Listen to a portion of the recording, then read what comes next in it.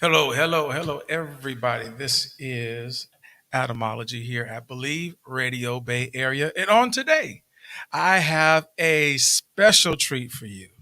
Special, special, special treat for you. Because I love the people, so I want to give you something special. You know what I'm saying? You know what I'm saying?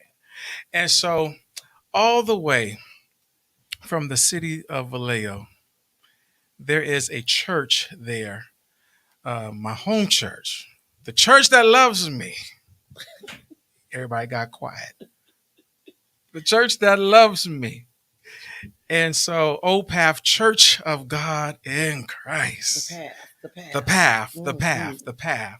Pastored by, he's in the studio on today, Harold Johnson, Superintendent Johnson. We're going to clap our hands for him. And so, and his wonderful, wonderful First Lady wife, Leisa Johnson, is here with us on today as my guest. And she has something that is very, very special. There's a lot of things going on in the kingdom and a lot of issues, a lot of mental health issues, Mm-hmm. a lot of family issues, Mm-hmm. and we're not dealing with it. And so, Lady Leisa, she tackles a topic for us in her new book. And so she is a mother of Yes. 20,000. 22. She is a preacher, a prophetess, and a author. Come on, put your digital hands together and let's welcome Leisa Wynn-Johnson. And so, how you doing? Doing well. Doing well. How are you? I am super. And so I want to jump into this because a lot of people don't know this piece about you. About you, you come from a ministry family. Yes. Can you Yes. share with the audience that may not know you about your background from the Wynn family and the ministry, you and your dad and your mom and that whole thing? I am a PK kid. My father was a pastor, my mother, a pastor's wife. They introduced God to us early. They made it where we loved Him. It wasn't a task, it wasn't something hard to do. They made it fun. Mm-hmm. So in making ministry fun, I have sisters, 8 sisters, one brother, who is a bishop. I have a sister, 2 sisters that are pastors, and then and another sister beside myself who is a first lady. So the ministry just goes on, and we have a group used to when we were younger, the Wynn sisters. Sometimes we come back together, but the Wynns, and that's part of my ministry journey from a child growing up into ministry. My father instilled and my mother instilled God in us and the love of God in us, which makes me love it now. Which and I forgot to say this. She is also a worship leader. She also is an artist. I forgot to mention that, but I definitely want to mention that. I had the wonderful opportunity to work with Lady Leisa Mhm. every Sunday. Every Sunday, even though they let me sing a lot, but it's all right. You can sing. Is this particular thing that we're about to hit on today is very unique, and it taps into ministry for women. Yes. And so this new book that you have out, which is on multiple platforms, is called First Ladies, Can We Talk? Yes. Now, before we really just dig into like one or two of these chapters, where did the impetus Mhm. of this book, where did that come from? The title came from actually women in general. Mm, The the birthing of the book even came from the beginning of my ministry with my husband, Pastor Johnson. The book is actually I started it when our eldest son was 18. He's 38. mm, And that lets you know it takes time to walk through ministry, time to really figure out what ministry is to you, for you, through you. And 2005, our former pastor passed, Mm-hmm. and my husband became the pastor. And I did my first conference that was given to me, which is now the Sister to Sister Conference. And a first lady that was there said to me, "When you write your book," a book wasn't in my mind. Mm-hmm. I never thought about writing a book. I was like, "Really?" She said, "I want you to put in one of the chapters when doves cry, because it's something that you can only hear." She said, "Another first lady can really hear another first lady cry." But the thing about this book, it's not just for first ladies. Mm. I've had many women call me, and I could even show you inboxes today where they said to me, "I read it and I found myself in the chapters. I found myself in the descriptions. I found myself in some of the scenarios." So it's for ladies everywhere. My husband would put it like this: if you are a single mother and it's just you and your kids, you are the first lady of that home. Mm. If you are a woman and you have and you have a husband, you're the first lady of your home. So, first ladies, can we talk? Let's talk about it. Let's have a conversation about walking in your purpose and your calling. There is this phenomenon that is happening, which I've never seen before. Is very unique to me, to where a man is called to the ministry Mm-hmm. to pastor or take over a church, and his wife is like, "I'm not doing nothing. I'm happy with just sitting in the back row." And so, can you share, when a woman has to take on this role as being a first lady, even though, it wasn't part of her plan? In my book, I give different descriptions of first ladies. Hmm. To me, that would be the church mouse. The church Church mouse. mouse, or there's the church mouse. She may be, or the shell walker. These are women who just ride along in ministry, some because they've chosen to do it, Hmm. and some because they have to do it. So there's no such thing as him being called and you not being called also. I'm sorry, because you're one. So in being one, when he got called, I say it all the time, I got called without my permission. Mm. God didn't ask me. He didn't say, "Do you think this would be a good thing for you?" When he got called, I got called. And it is a call. It's not just a job. It's not just something someone just does and lays over the side. When he gets called, if you're one, you're called too. I would love for you to read part of that church mouse. Mm, That okay. that church mouse, I think, can hit a lot of people. That's chapter 2. Chapter 2. Mhm. It says she's quiet. Her husband is less apt to ask her for her assistance because he wants her to focus on child rearing Mm. or the things that they have going on in their home.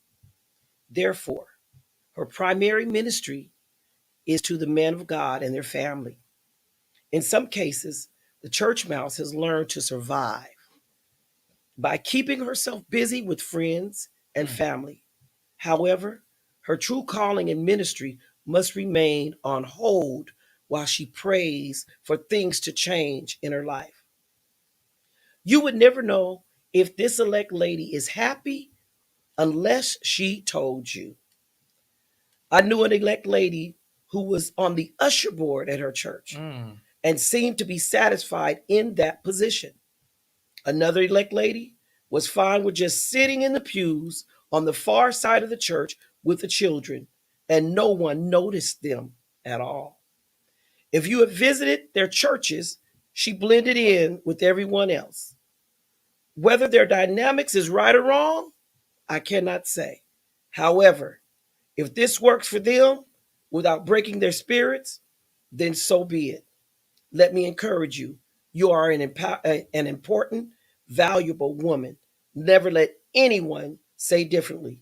Peace is your portion. That was from chapter 2, Mhm. the church mouse of the Yes. book. Now, Chapter 2 is when doves cry, when but doves that's cry, one of one of the the descriptions. descriptions of one of the women. And the other description, can you hit that too? That was The shell the walker. shell walker. This is the one that makes me sad. Have you ever visited a church where an elect lady's frustration can be observed, even though she is valuable and could be an asset to her husband and to his ministry? She's often overlooked and thought of last.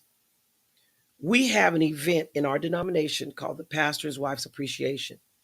I've attended some of these events where the majority of the church and the membership only speak well of the pastor, while the wife sits there silently, smiling as though her heart is breaking. To maintain peace at any cost, in wisdom, this elect lady acts as if she's done nothing in the ministry. The shell walker does not want to draw attention to herself, so she remains sweet, quiet, and respectful. That's just I some of think I that. know a lot of people like that. Yeah, That was good. yeah, That was real, real good. yeah. They And exist. they exist. Wow. The shell walker. There are so many young women, in season women, Mm-hmm, that fit that category. mm-hmm. And so, as people, because we would definitely want you to purchase this book, as people get this book, what are some of the items that you want them to take away from your book? One thing in particular is the certain chapters in the book really speak volumes to me. One of them is vent up. Watch who you vent to. Mm. Be careful if you're a woman of distinction, and like I said, first lady, it's up to you what kind you are, what category you fall in. But vent up to people that can help you, people that won't destroy you, and by you opening your mouth and it take away mess up a lot of things. I talk about one of my favorite things I used to do back in the day is I used to play chess. Mm. And you find out, this is another part in the book. I want you to find out if you are a first lady and you're walking in this area. There have been times that I've lived this where you want the pastor to remove, you want the pastor to take away, you want the pastor, why aren't you? Don't you see what's going on? And because he is the leader and he seems to dung around more than you would if you were the leader, you'd say that, but nobody knows until they get it. In chess, you have the king, the queen, and you have the, if I'm saying it correctly, because I get them mixed up, the rooks. The king and queen being the most important, then the rooks, then you have the knights, the bishops, and the pawns. Mm-hmm. If you move any of those wrong, you could destroy the whole board, take out the whole board. So it is in the body of Christ. You have to be strategic, and how you do that is staying prayed up, to prayed up to see where you move, if you are to move or if you're not to move. So be like the chess pieces. King and queen, stay where you are, but let everybody else work out their things through prayer. And if it has to be removal, then God will tell you. If not, leave it alone because you could take the whole board out. I like that. Vent up. Vent up. Because some people are venting down. Yes. They are really, and that's not just a woman thing. No. There's a lot of No. brethren who are venting down. Yes. And I could take a text on that. Yeah. That is good. That's good. And so, vent up, church mouse, shell walker. I know. Give me one more for the people. There's so many items in this book, and we can't cover everything right now. But there's one more. Give them one of your favorites. One of my favorites is when I was writing the book, the publisher, this is published by Christian Living Books, which is a nationally known publisher. And she said to me, she called me and she said, I hear you and I hear what you're saying. She said, but what would you say to the woman that fears other women and feels like other women are attracted to their husband or may even want their husbands? She Mm. said, but the man is really trying to be on the up and up. He's not paying him attention. And I talked to another one of my author friends, my sister, who has written a book. And we began to discuss it. And she said, tell them it ain't about Leah. I don't care how many children Leah had Hmm. for Jacob. He wanted Rachel. Rachel had to maintain and understand it wasn't about Leah. He wants you. He wants to be with you. He loves you. And that's one thing I see that can, mess up or damage relationships. You have to ask God how to navigate in everything that you do. But remember, it ain't about Leah. He's into you. It's all about you. You know what? That, Lord, I could take a text. I could take a text on that one because there's so many insecurities with that piece, Hmm. and it can really mess up a whole church, Yes. a whole community. Yes. Because whatever starts in a church, it spills over Into the into the community. community. Hmm. And so there's so many other items I want to cover. I want to cover. Oh, so we have to bring you back. Okay. We're going to have to bring you back and do a part two, and Anytime. do a part two. And so the book, I want you to uh, let me see your book. I want the people to see this. The book is called First Ladies, Can We Talk? Let's have a conversation. Let's have a conversation with Lisa Wynn-Johnson. This is available Yes.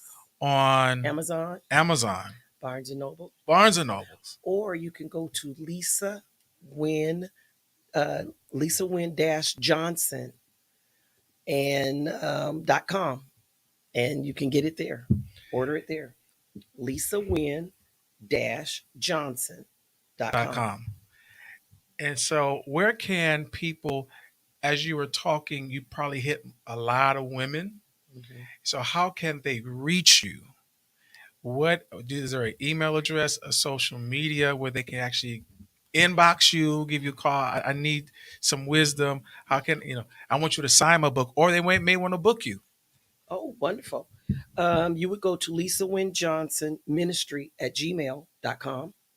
Lisa Wynn Johnson Johnson Ministry Ministries at Gmail, at gmail.com. or Facebook, Lisa Wynn Johnson. Let me say this because your name is special, and I had to It learn how to is. spell It your first is. name. It is. So tell the people how to spell your first name. It's Leisa. Leisa. Mm-hmm. That took me a minute And to win, WY. Wynn. Mm-hmm. I win. I win. And so your social media tags. Is I am Lisa Wynn John underscore on what is that? Instagram and Facebook, Lisa Dash Johnson. What is that? Instagram. Instagram. And so this is, and I'm going to bring Lady Lisa back. Today, we all know Sunday's a church day. And so, but I'm going to bring Lady Lisa back so we can dig into this Yes. because there's a lot of stuff in this book that I know will help everyone in the community. And then I'm also going to make some phone calls to some friends and have them interview you too. Wonderful. And so we're going to make some things happen because this book is like the church mouse, the Shell Walker. It's more than that, It's, but we'll it's, do it the next time. You have the it's, expert. it's, You it, have the midwife. see, and then that vent up. Yeah. I'm The expert, the aunt, the controller, one who has to control everything. Yeah, it's in there. wait. No, I was going to tip out. I got to come back into the church. I had my finger up, Yeah. but We can come back again because next Lord, time. that last thing you just dropped on us, Yeah. Lord, gee. We And, can come back. and so we're going to set up another date, Sure. and so you could come back and share because this book is very important. Number one, and let me say this, Bay Area, this is a author from our community. A lot of times we like TD Jakes and everybody else, and they're great, Mm-hmm. but we have to learn how to start supporting our own here locally. My book is also in the Library of Congress. Did you hear that? They put it in the Library of Congress. So if you live in the DC area, you can go there and look. It's there. It's there. It's there. It's there. And so we must, Bay Area, from uh, Fairfield all the way down to San Jose, Mhm. we must learn how to support each other by Yes. purchasing the product. And then after you purchase it, read it. Read it. There's nothing wrong Bless with you. reading. And so thank you. Thank you Thank you for for the coming invite. Thank by you for the invite. and spending some time with me on today. And hopefully I get that sweet potato pie. Yes. I'm just saying. Thanksgiving. I'm just saying. Y'all pray my strength in the Lord. Y'all pray for me. And so, again, we thank you for coming to Believe Radio Bay Area here in the city of Oakland, California. This is Adamology, and I will see you later. Until then, remember, all things are possible. Just believe.